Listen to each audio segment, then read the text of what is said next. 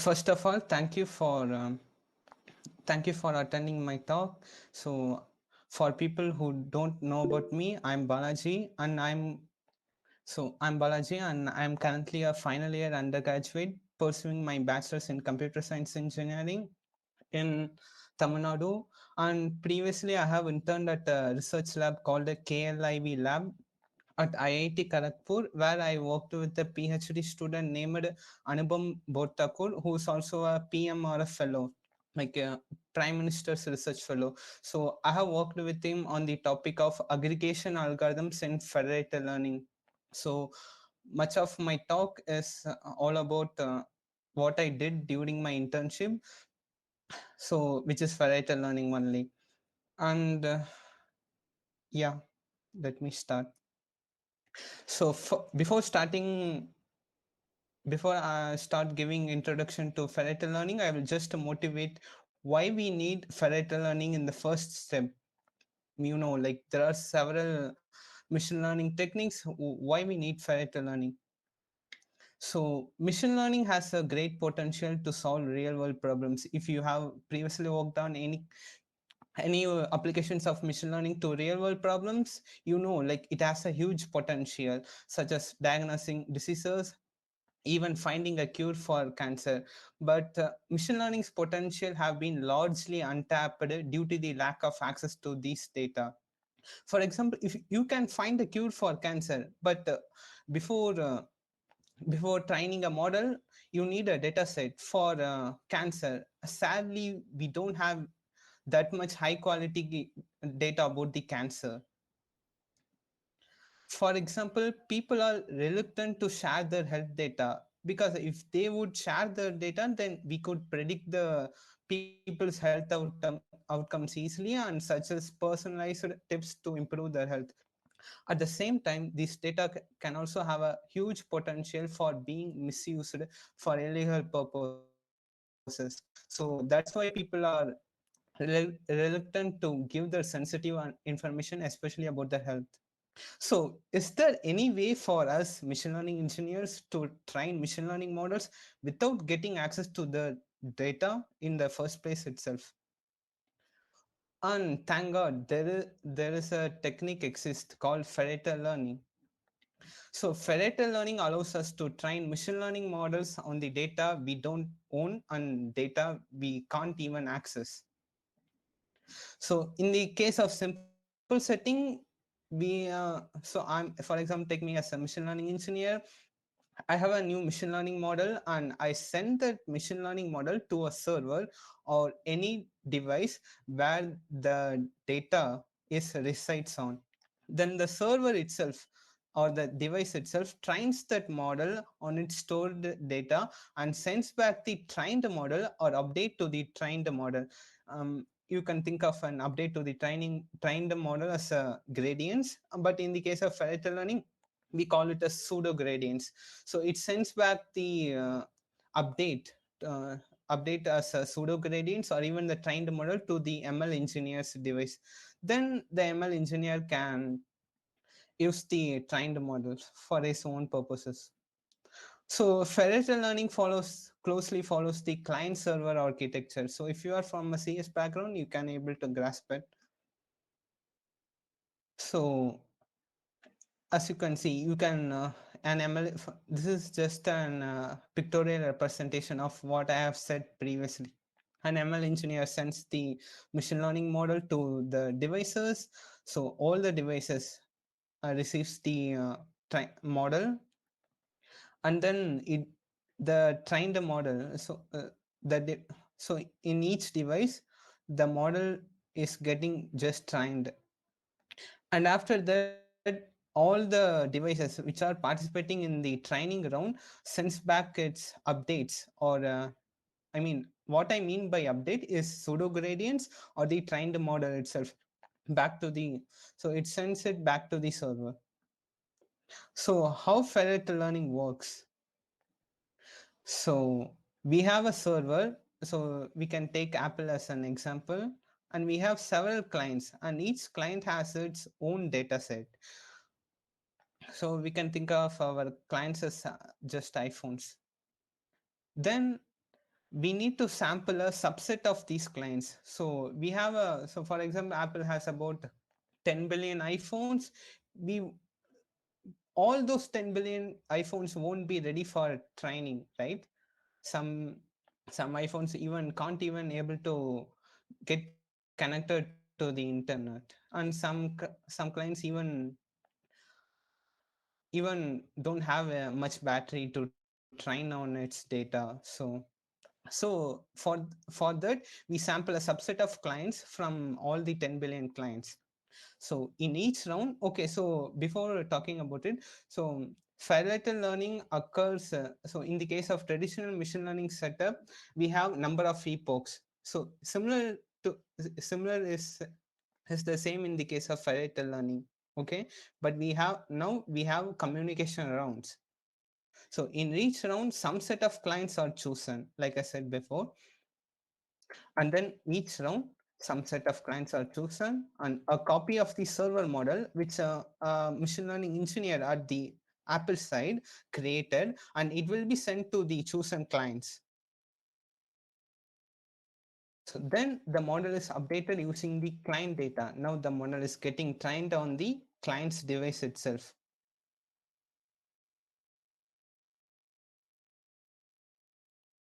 Then the client updates are aggregated to form a model. So just the update from these two clients, and it will be averaged or aggregated to form a new model. This is the new model. So the server model is updated.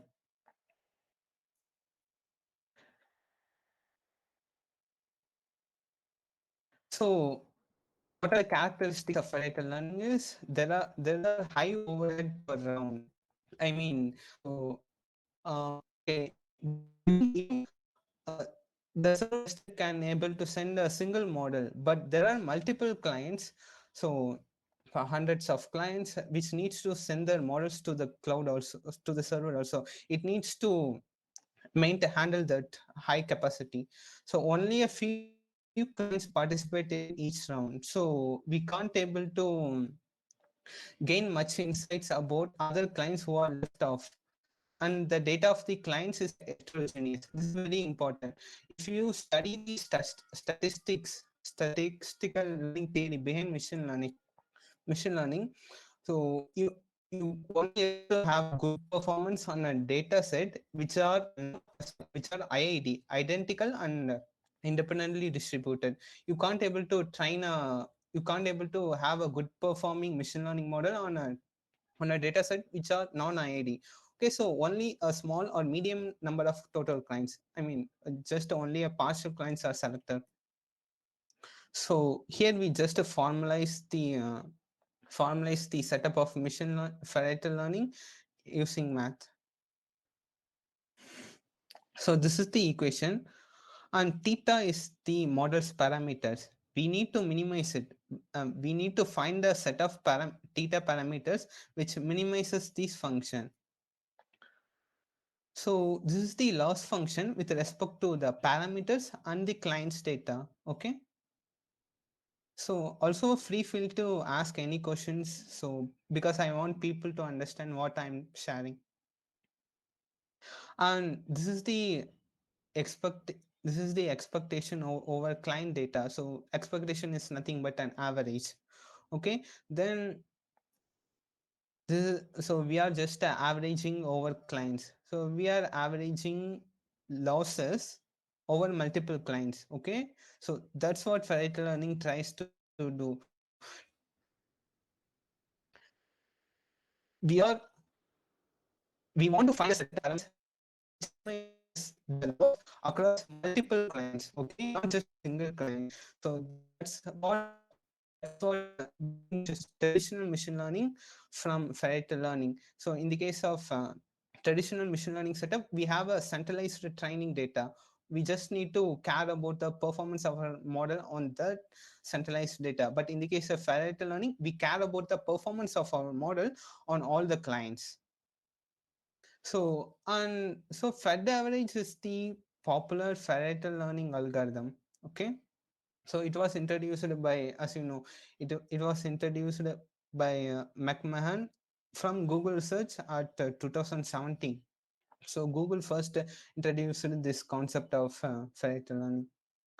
So each client, like each client receives the trained model and trains the received model on its local data using SGD and sends back the trained model to the server.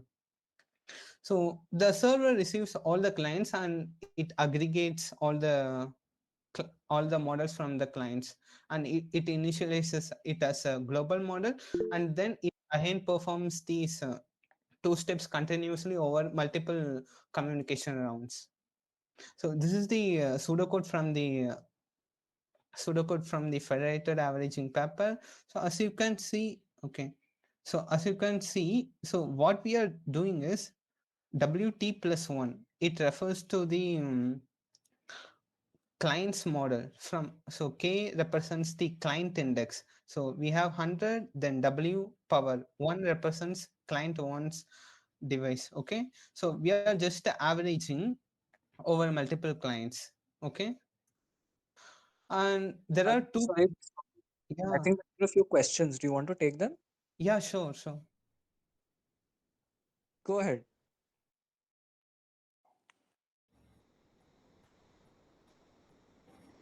Hi, everybody. So I can just begin. You mentioned to us that with federated learning, we basically have a model that is residing on the server, and then there's a couple of models residing on the client side, which could be multiple clients. So in most cases, Actually, so the model are not just residing on the clients. So the server needs to I mean, send the it's shipped to model. the client. Yeah, it's shipped to the client, right? The model is Okay. shipped to the client for incremental, whatever, for the model to basically get updated for incremental updates. So in most case scenarios, at least with deep learning, the models are really large. They're very big, bulky, heavy, and very complex. And clients, if you just assume a small Apple Watch as the client, it's really small. It's got a limited amount of memory, processing compute, etc. So how are these really big models going to fit? Like basically, how are they going to be dispatched to the client? How will they even fit into the client's memory? So they'll need to be compressed, right? You will need to have model distillation, or you'll need to have like model compression in place. Yeah. So that's, I just feel like there's a gap in the explanation. You should have probably included that as well, because that will probably confuse people here. As a natural Yeah, sure. consequence of the model being really large. So So actually, so we have two types of federated learning. One is the cross silo federated learning, and another one is cross device federated learning. In the case of cross device federated learning, the we can take devices as example for Apple watches or iPhones. So we only have a small set of computation on each device. Okay. But if you look at, so it what you have said holds true for the cross device Federated learning setting.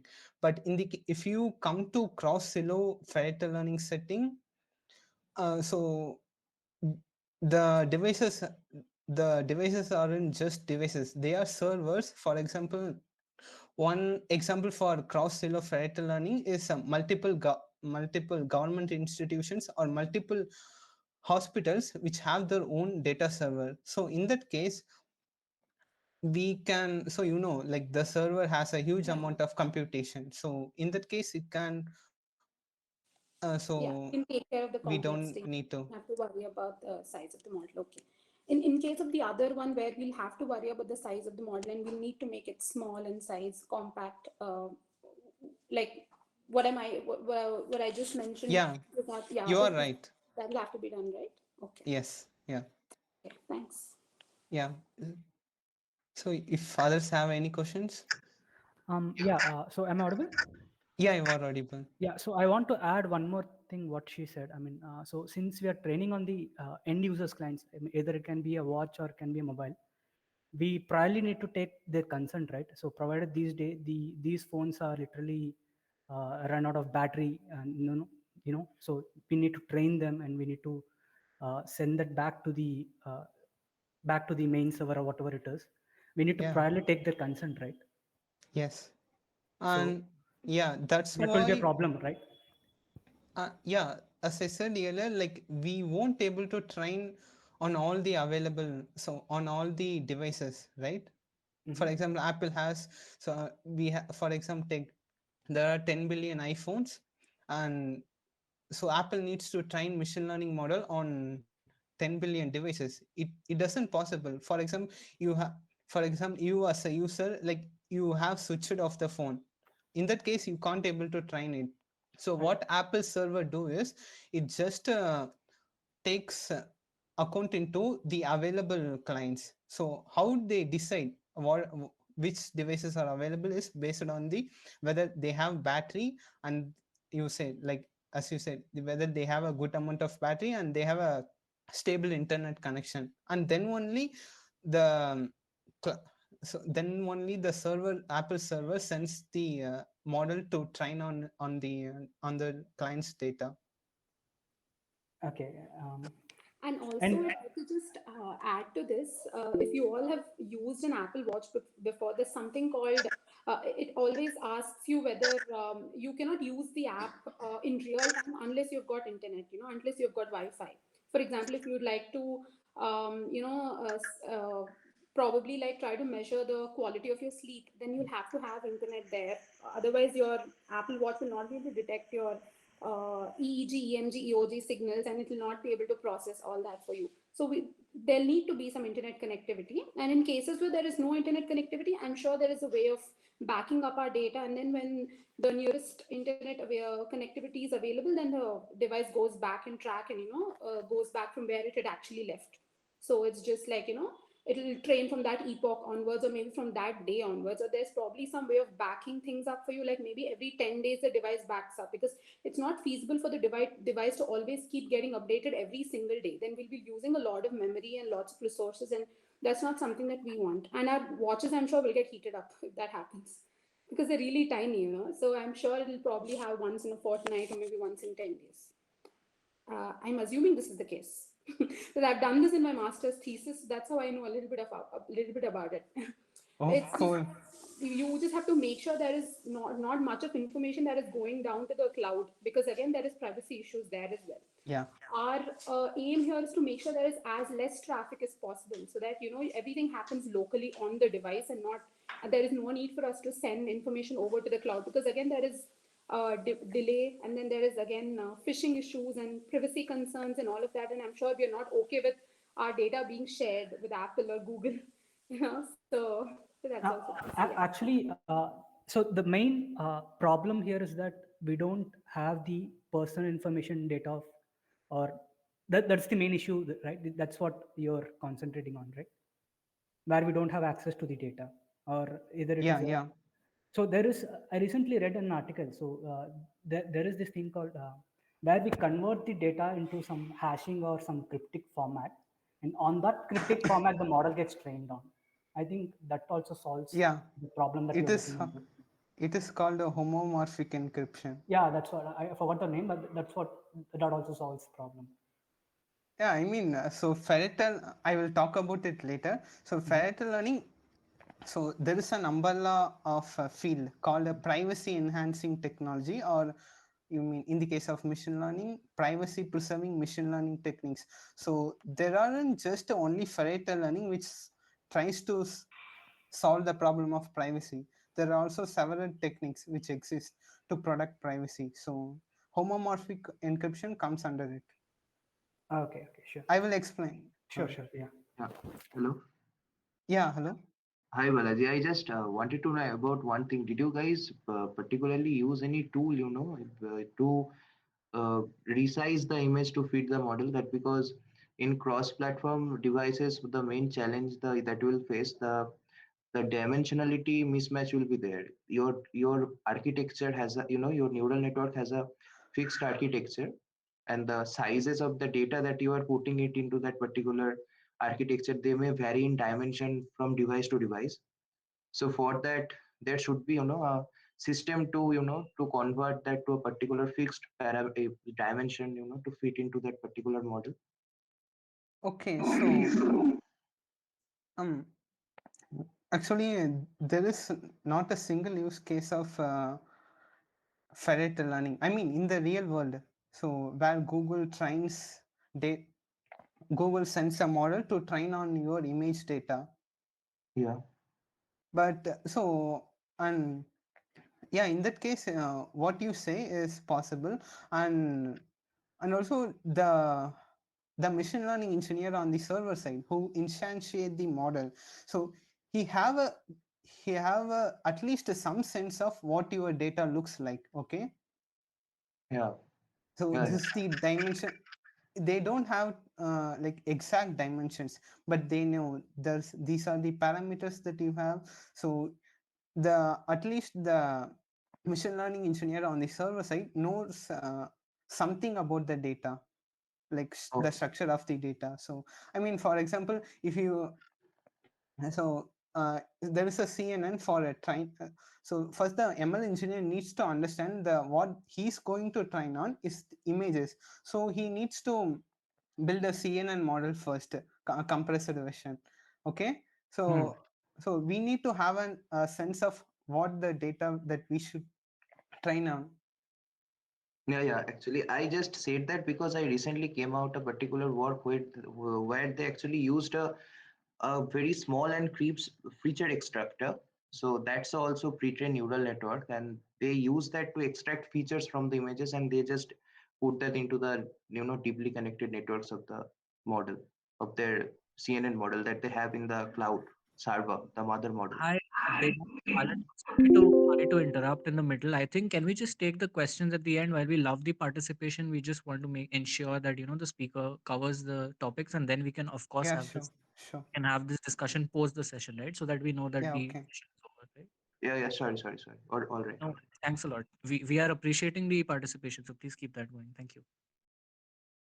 So like the Fed average degrades with heterogeneous data. I mean, as I said earlier, so when you so Fed average fails when there is heterogeneous data. I mean, what I mean by heterogeneous data is data are from non-IID distribution, non-identical and independent data distribution. So if you look at the curve, the blue curve means so it was from a 2019 paper, from it's also from Google search. So the blue curve represents the training dynamics, okay, of of an IID dataset, on an IID dataset. So on the orange curve represents the zero point 0.5 non-IID. So on this curve represents the 0%, which means fully non-IID. So if we increase the non-IIDness of the data distribution, then the performance of the Fed average algorithm decreases. So it's one of the problems. And there is also something called a client drift in Fed average. Okay, so I don't think I have some time to explain this, but I will just skip some of it. So okay, so like we can represent F1 as a client 1 and F2 as a client 2. Sorry. Okay, we can represent the F1 as a client 1 and F2 as a client 2. And what we need to, so we have only two devices. So we need to train such that it gets to this point, which is the global minimum of these across two clients. Okay, so in that case, so these green points represents a simple SGD. Okay, and when we train on it, so we have F1, and when we perform a single update, I mean single epoch on F1's client device, and then in the case of F2 we perform a single step, it moves the this is the global model that we received from the server. So it just moves to this step and the F2. So and then if we average those two models, okay, then it gets to this point, and then we do keep updating. So but if you see, so the model, so the global model that we are averaging, we are performing aggregation over, is moving toward F2 side. Okay, so it's not just moving towards the global optimum. Okay, so this is the one of the failure cases of Fed average. So there is an I I'm I can't could not able to remember the paper's name. So it explains what Fed averages optimizes for. Okay. So actually, here you can understand. So what the Fed average tries to optimize is, so we get a point. So after averaging everything, after some updates, 3 updates in our case, so we get this to this point. Okay, which which is an average of global optimums of f1 and f2, which is not exactly must be need to equal to the true optimum. This is our true optimum, though this is f1's global optimum and this is f2's global optimum. If we average it, we get to this point, so which is not exactly equal to the true optimum we need to optimize for. So Fed average drastically fails in this. So this is called client drift. So there are other FL algorithms. So after the publication of Fed average, there have been several algorithms have been proposed to improve upon the Fed average. FedProx, Fed averagem, scaffold, mime, Fedine, and there is also another paper from Google, adaptive federated optimization. So where they use adaptive optimizers like Adam, Yohi. So in the case of federated learning.